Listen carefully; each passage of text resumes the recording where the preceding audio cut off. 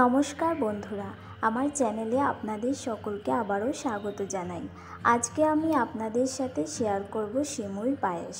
এটি খুবই সুস্বাদু একটি খাবার, আশা করছি আপনাদের ভালোই লাগবে। তাহলে চলুন দেখে নিন এটি তৈরি করতে আমাদের কী কী লাগছে। এখানে আমি নিয়েছি 100 গ্রাম পরিমাণ সিমুই, নিয়েছি 500 গ্রাম বা হাফ লিটার গরুর দুধ, কিছু কিশমিশ ও কাজু বাদাম, সাথে নিয়েছি 2টি তেজপাতা ও কয়েকটি এলাচ, আর লাগছে পরিমাণ মতো চিনি, আর এখানে নিয়েছি 2 টেবিল চামচ পরিমাণ ঘি। এবার কড়াই গরম করে তার মধ্যে দিয়ে দিচ্ছি 2 টেবিল চামচ পরিমাণ ঘি। ঘি গরম হয়ে গেলে আমি এর মধ্যে সিমুইগুলো দিয়ে দিচ্ছি। এবার অনবরত নাড়াচাড়া করে সিমুইগুলোকে ভেজে নেব। অনবরত নাড়াচাড়া করতে হবে যাতে সব সিমুই সমানভাবে ভাজা হয়। অনবরত নাড়াচাড়া করে ভেজে নেওয়ার ফলে দেখুন সুন্দর একটা রং ধরে গেছে। এইভাবে সুন্দর একটা সোনালি রং হওয়া পর্যন্ত এগুলিকে অনবরত নাড়াচাড়া করে ভেজে নিতে হবে। এবার আমি এর মধ্যে দিয়ে দিচ্ছি কিশমিশ ও কাজু বাদাম। এবার সব কিছুকে ভালোভাবে নাড়াচাড়া করে মিশিয়ে নিচ্ছি।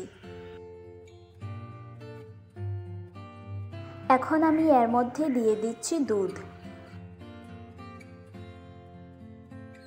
এবার ভালোভাবে নাড়াচাড়া করে দুধের সাথে সিমুইটাকে ভালোভাবে মিশিয়ে নেব।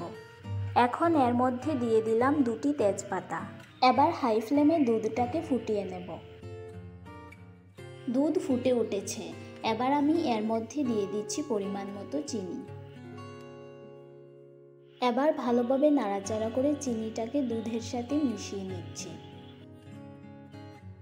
এবার আমি মিডিয়াম টু লো ফ্লেমে এটিকে হতে দেব প্রায় 10 মিনিট।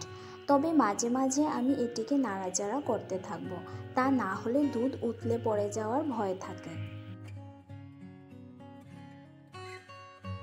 আমার সিমুইয়ের পায়েসটা প্রায় হয়ে এসেছে। এই পর্যায়ে আমি এর মধ্যে দিয়ে দিচ্ছি থেতো করে রাখা এলাচ।